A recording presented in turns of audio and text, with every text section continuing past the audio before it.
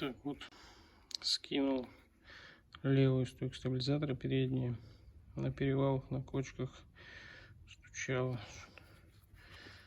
Получается, вот этот палец вообще не фиксируется никак, просто болтается. Был он с нижней части, поэтому в кузов, как обычно, сильно не отдавало. Были более тихие звуки. Когда верхний палец разбивается, он прям бьет в коленки где-то на том уровне. Но верхний еще более-менее цепляется немножко. Стойки, получается, истеровские. На них 2,5 года отъездил. Вот сейчас только умерла.